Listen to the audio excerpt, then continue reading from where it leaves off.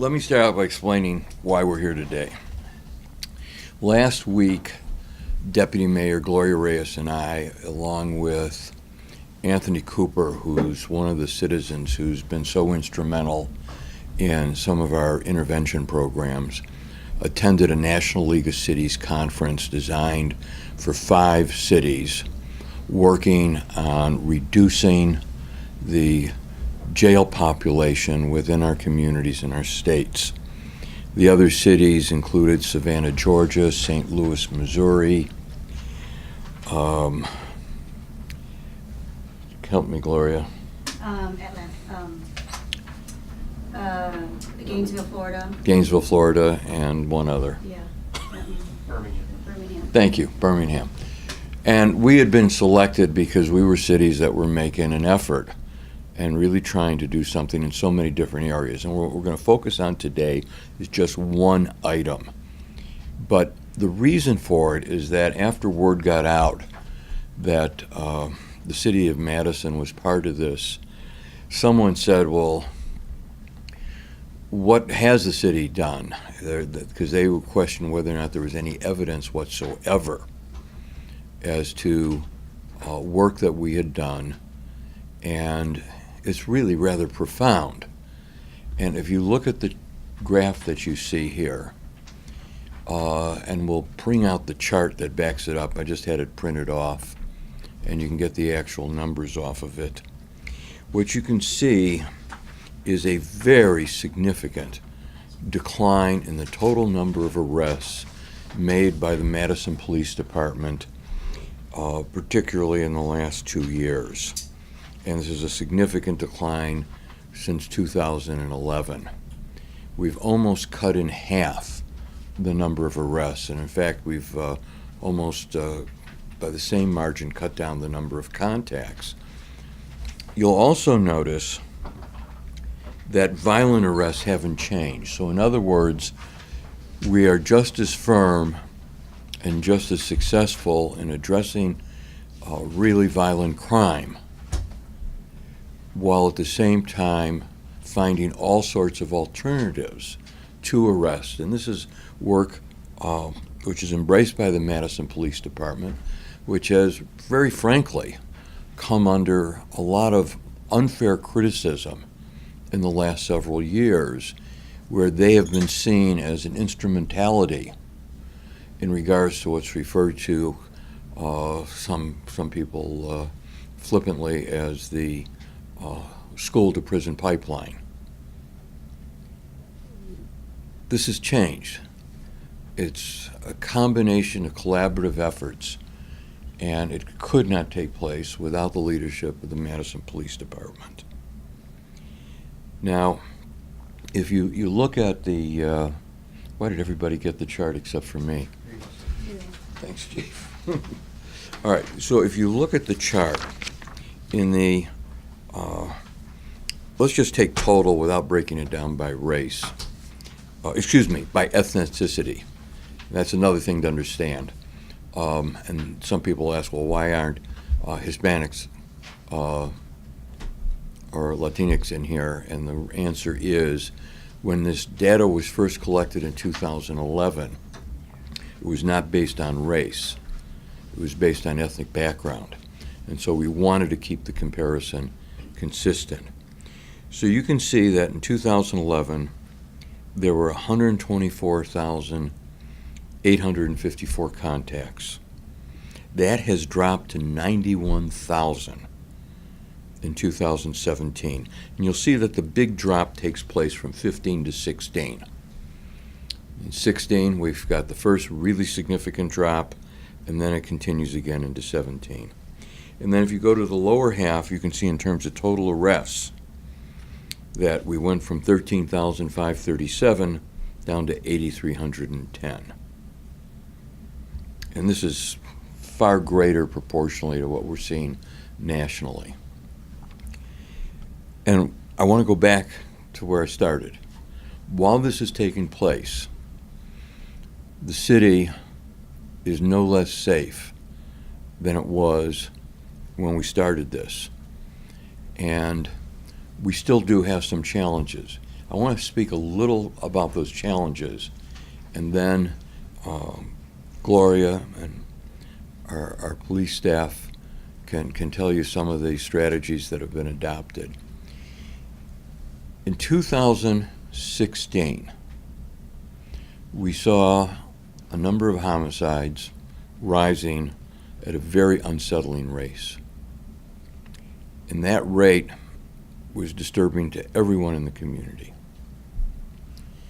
We went into 2017, and Deputy Mayor Reyes headed up a group of city, county, nonprofit leaders formulating a strategy that we were to adopt later in the year. At the same time, we had a continued increase in homicides, so that by the time we got well into the summer of 2017, we had a record number for the city of Madison. If memory serves me correct, 9 of those homicides included the tragic effects of young African American men killing other African American men. August 1st of last year, 2 things happened simultaneously. The police department launched a program going after, with great intensity, some of the most violent individuals in the community. And at the same time, the work that the team had developed in the office behind me led to the interventions that we were to see that are still out there now. And over the last 12 months, in total in the city of Madison, there's been 2 homicides. One was the incident where a father with great family stress killed his son and committed suicide. And the other one was a situation where an African American male killed another African American male. We've seen a significant drop in regards to these homicides. We're hoping that this will continue in future years, and the kind of strategies that we've developed will also be embraced and will be expanded. At the same time, we are plagued by low-level activity of great concern that has been increasing, and this will obviously be a focus of law enforcement in the future. And we see it reflected particularly in 2 different areas. One is shots fired, and the other has been the car hijackings, which unfortunately involve too many young people. So, we're not saying everything's perfect, but we have seen some significant changes, particularly in regards to the homicides. And most importantly, what we want to focus on today is a significant decline in the number of contacts and the number of arrests within our community. So, what have been some of the strategies? And one of them has been a restorative justice program, a peer group court, and who's going to take that one up? Sure. Gloria? Yeah.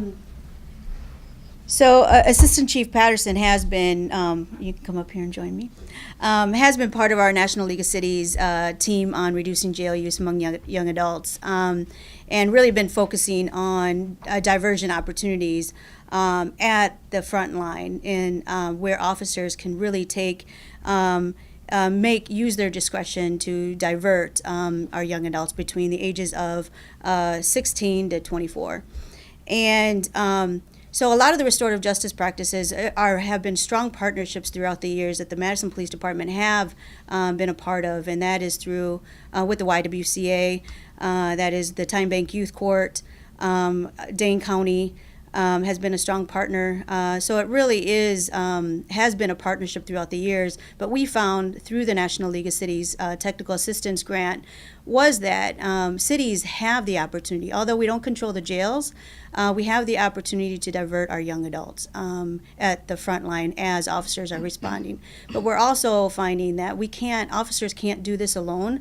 Our Madison Police Department work very hard day in and day out, and they need the support of our community and our community partners to step in to reduce the disparities in our criminal justice system. I know that the Madison Police Department has done some really good work every day in making those discretionary decisions. And I don't know if you want to talk about some of the things that you guys do. About the CRC specifically, its expanded use. Absolutely. So within the last 12 months, we've expanded what was once a pilot program, the Community Restorative Court, or Dane County CRC, which started in South Madison primarily. That has now expanded to all 6 of our districts. We're now screening cases for young people ages 17 to 25 who commit lower level offenses, both municipal and state offenses, to be diverted to this program or potentially diverted to this program, and providing them as younger individuals an opportunity to repair the harm that they've committed in a different way and not be channeled the more traditional way into the standard criminal courtroom, but hopefully finding better resolutions that will not only impact them but impact the victims of the crimes and impact the community in a more positive, meaningful way. And hopefully then reduce the opportunities or the instances where they reoffend or recommit new crimes. So this particular initiative has been a very interesting, I think, last 12 months, where we've dug into some of the lower level crime data, and we're starting to really look for what could have been opportunities where we could have better utilized existing resources like the CRC and some of the other community partners and programs that exist currently in the community. So we're trying to find better ways and more meaningful ways to connect individuals to certain crimes. So we're starting to look at not only geographic data but incident data by age and by demographics.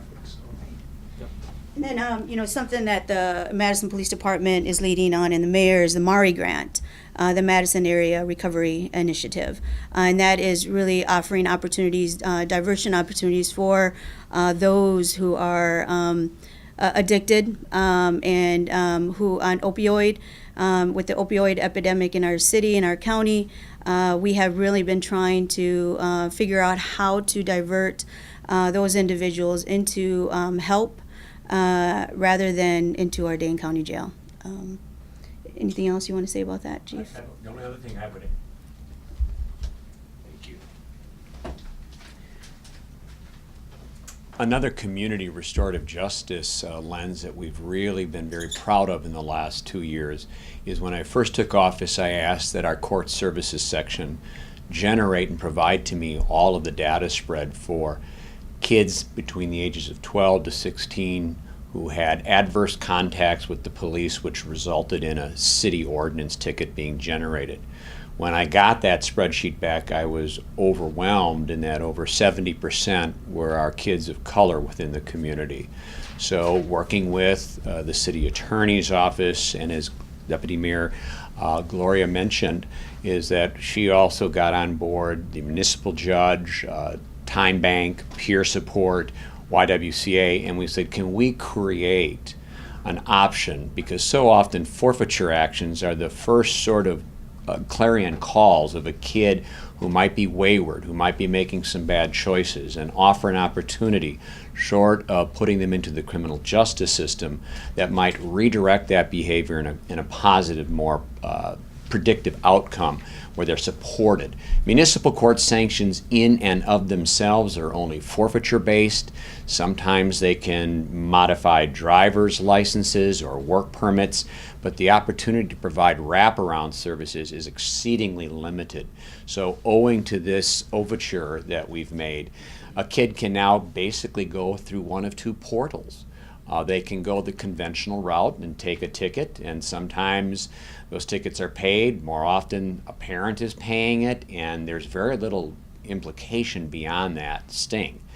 Or a kid and their parent can choose to opt for a different portal, and that is, will you go to a restorative justice court of one's peers working with mentors from the YWCA and Time Bank and find some mechanism for having conversations and also saying, what is it that you do like that we could perhaps pair you with, and provide some mechanism of community restoration for those acts or activities that led to this adverse contact. And we're finding through the results of Andre Johnson, Dane County Social Services, is that 3 out of every 4 of our youth are opting, in fact, to participate in this alternative program. And so that to me is much more encouraging, because if we can be preemptive, proactive, and find a mechanism for sort of rerouting what would otherwise be a criminal justice first indoctrination, then I think that's a positive step in the right direction, and we're encouraged by that.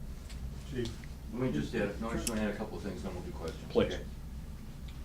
Okay. I want to, the chief mentioned Andre Johnson. I just want to emphasize the importance of the work, the collaboration of Andre Johnson's team at the county with us, as well as I mentioned earlier, Anthony Cooper and Reverend G at Nehemiah, and the work that they've done. 2 more things. If you look at the chart that we handed out, you'll see in 2011 among African Americans, there were 32,102 contacts, and that most recently for 17 it was 29,293. You'll see that as a percentage of all contacts, contacts among African Americans during that period increased about 6%. If you go to arrests, you'll see the decline from almost 6,000 arrests down to 3,631, and that the percentage of total arrests hasn't changed. And I want to emphasize what this shows us is that a contact among the African American community and our police department does not necessarily lead to arrests, and in fact, as the data demonstrates, we've seen a significant decline in the number of arrests. The last thing I wanted to share with you is that part of this decline is also related to our schools. Now, one of the things we did was we examined where were the arrests being made, particularly of young people. And we obviously identified, and we've talked about this in the past, we identified 3 leading areas: shopping centers and malls, the schools, and bus transfer points. And during this period of time, we've seen a significant decline in the number of arrests made in our schools. And again, I want to make the point that the presence of an educational resource officer in our public schools is a healthy thing, it's productive, and with the right administration and the right policies, it does not mean an arrest is going to happen. Lastly, the chief mentioned what's going on in the municipal court. And while we have not yet finalized next year's operating budget, one of the small hills we're going to have to climb is dealing with the reduced revenues in the municipal court. It's showing up in a number of this new policy is showing up in a number of ways, but one way it can be measured is we're collecting fewer fines. And while it creates some financial problems for the operation and administration of the court, we think that this is a real healthy sign. So, you had a question? Yeah, Chief Koval. Can you explain how arrest numbers can drop by 5,000? Because the stuff you're talking about that's restorative, wouldn't that happen after an arrest has been made? Well, one of the things that the officers are empowered to do is, as we look at the conventional platforms known as the criminal justice system, one of the things that has been emphasized as a point of practitioners is that we talk about striving for BPR, best possible resolution. Historically, the resolution many times has been that which is the default, which is tickets or an arrest. And the officers have been empowered to think out of the box, understand that they will have the backing of the administration, and to look for options that don't necessarily have to conform themselves to that traditional paradigm. And I think what we're seeing is a greater, healthier buy-in of our line officers in looking at those issues where they can look beyond the patternistic stuff that's been done historically. So I'd like to believe that part of that is owing to the officers' understanding of that in this brave new world we're looking at, restorative justice is a part and parcel of the way we do business now. I guess what I'm trying to ask is, Sure. in 2017, are your officers making different judgments and decisions than they would have made 6 years ago when approaching someone? Like in 2011, they would have just automatically arrested somebody, and now they're thinking about it before arresting them, or how do you get to a number of 5,000, or are there a lot of people that would have been repeat offenders that are not being arrested a second or third time? That's a huge number. 5,000. Yeah. And some of that is going to be difficult to really call out with a degree of certainty, perhaps if Chief Williams would like to offer a comment. But I think what you also find is that there's a greater sense of awareness and diagnostics ability. We've always been governed by the threshold of probable cause to arrest. That isn't to suggest that the arrests that were done 5 years ago were somehow lacking in judicial authority for those arrests, because they were always there. But I think what we've also decided is that, for example, if the behavior manifests itself as being contrary to criminal statutes, is that behavior being driven in fact by criminal intent, or is it being driven by the fact that when we look deeper through our diagnostics, through our collaboration, that what we might be seeing is a manifestation of a mental illness, an episodic break, and in which case that individual should not be looked at as an arrest component, but should be looked at alternatively for an emergency detention or a voluntary admission, a collaboration with Journey Mental Health. I think the officers are more cognizant that we have a lot of tools in our toolkit that we're continuing to fortify them with, that default to an arrest or a citation need not be the first option or the default mechanism. And I think to some extent, not all that, but to some extent, I think that represents a sort of a sea change in the way we look at our roles. Let me mention something that came out of our meeting with the National League of Cities last week. And this was something universal for all 5 cities. We have had, for several hundred years, a criminal justice system in this country. It underwent substantial change over the last 25 to 30 years. It did so with certain kinds of mandatory sentencing, 3 strikes and you're out, and other very punitive actions which have filled up the jails. The response to that by those of us who are on the streets and making decisions has been, in effect, to accept that.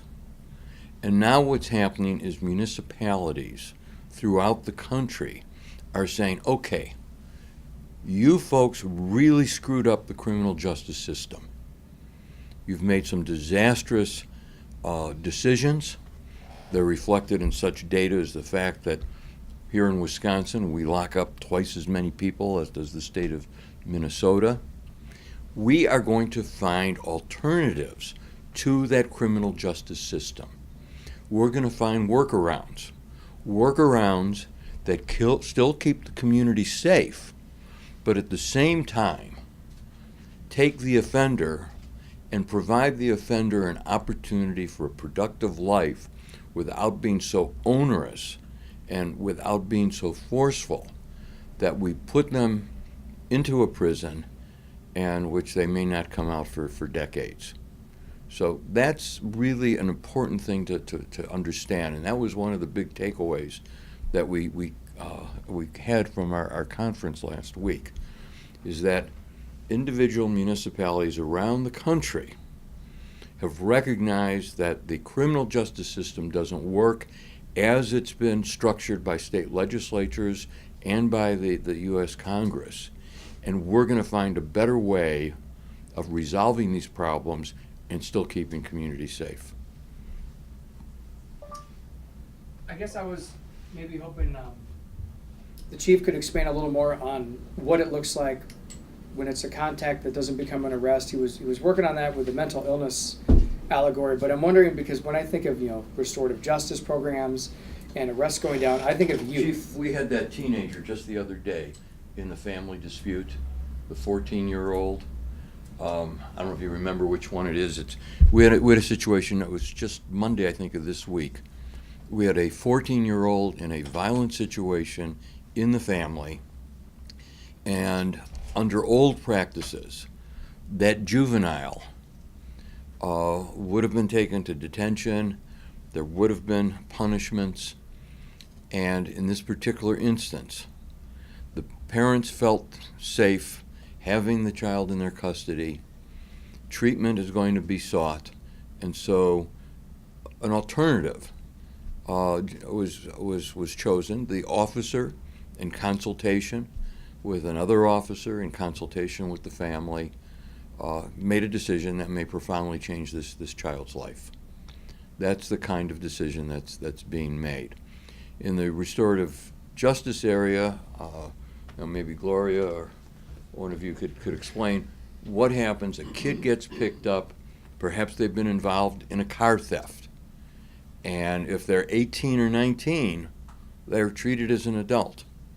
And now, 17. okay, so now what happens to that Do kid? you want to talk about the community restorative Sure. court process?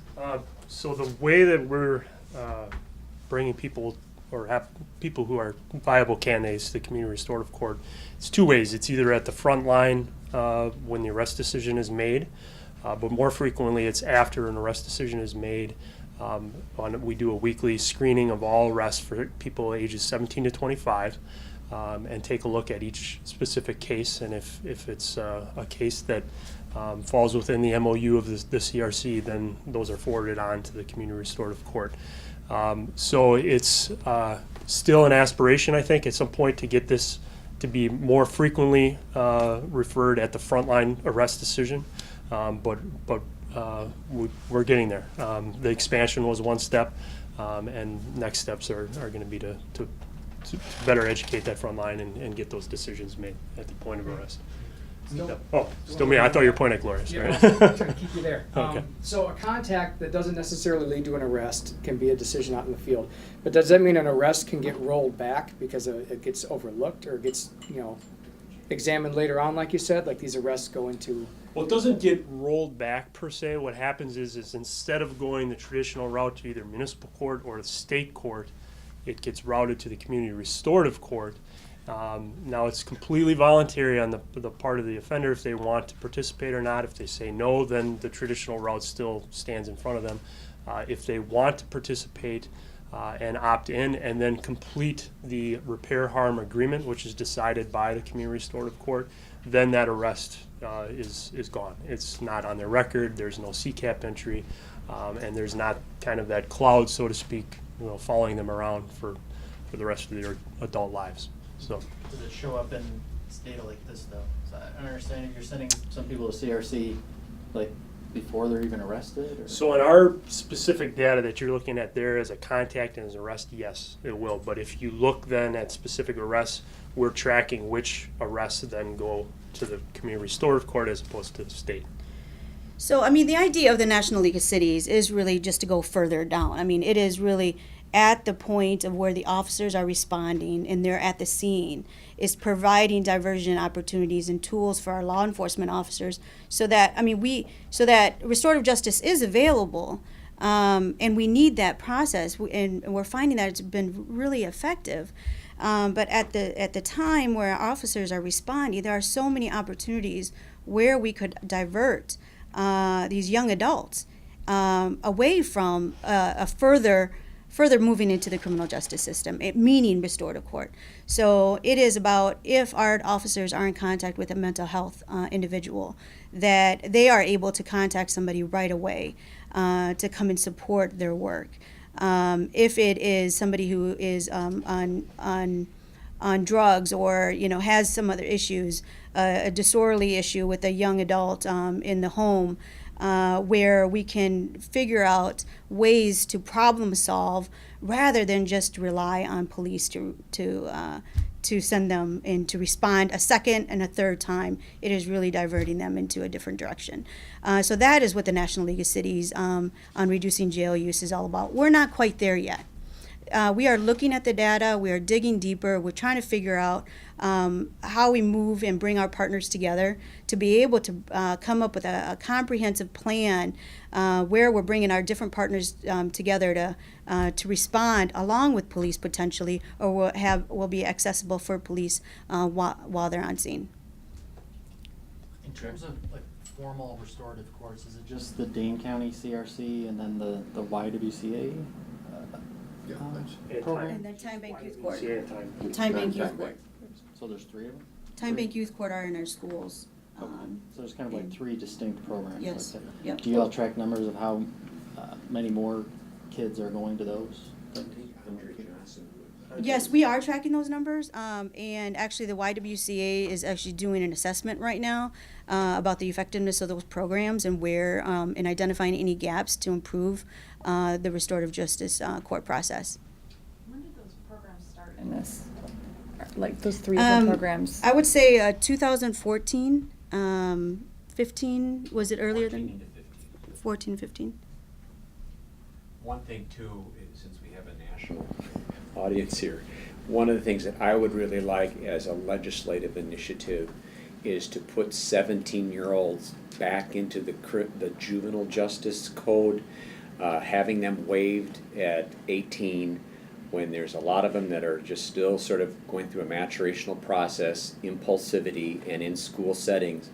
I think that all the best of intentions over 2 decades ago, putting 17-year-olds and making them automatically waived into adult courts may have served some jurisprudence in terms of holding kids accountable, but I think the unintended consequences is that we now have greater empirical science to suggest that that growth and maturation period leads to greater compulsivity, impulsivity, and we're getting too many kids at age 17 thrust into an adult criminal justice system for which they are not being well served, and they're being labeled far too early as people with a criminal record. I would really like to see the legislative forces that will put that back to age 18 for original adult courts of jurisdiction. I think that would be a huge legislative win and would help us with these numbers in terms of intervention and preemption.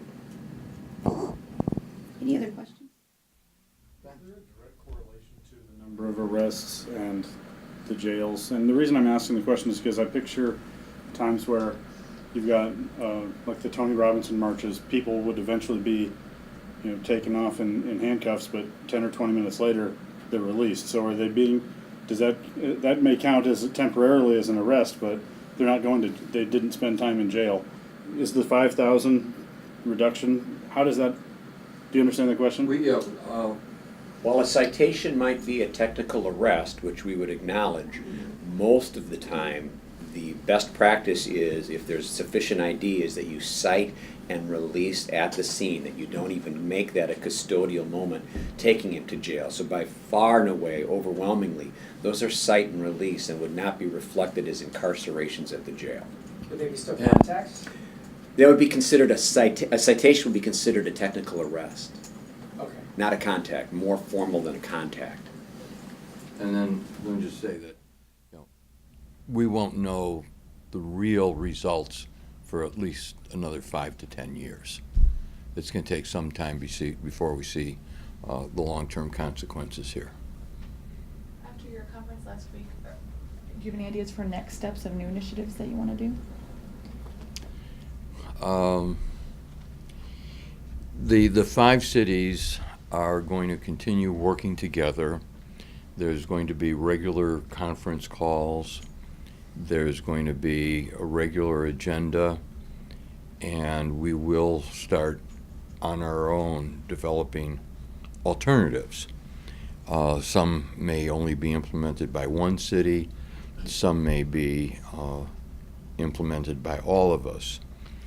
In terms of my own thinking, a couple of things.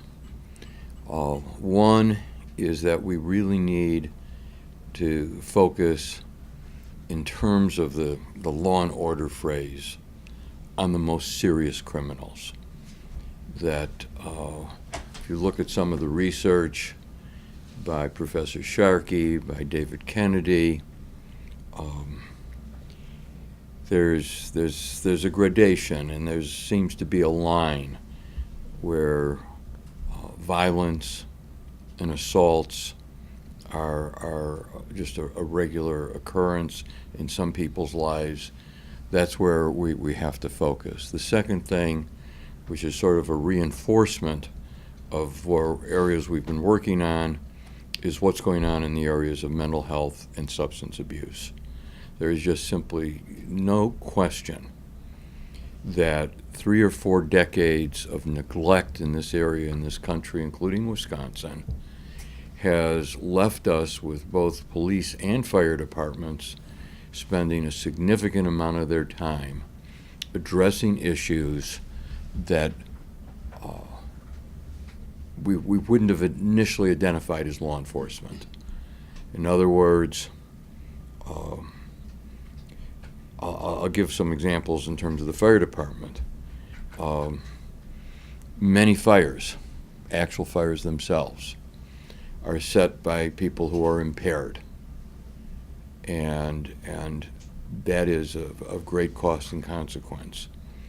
When we look at the daily sheets for the police department, take that young person I was referring to earlier, that 14-year-old.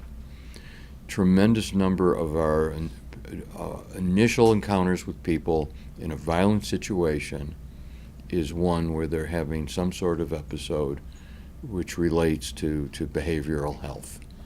And the absence of treatment, particularly the role of trauma in early childhood, is a significant area that must be addressed. Okay. Thank you all very much.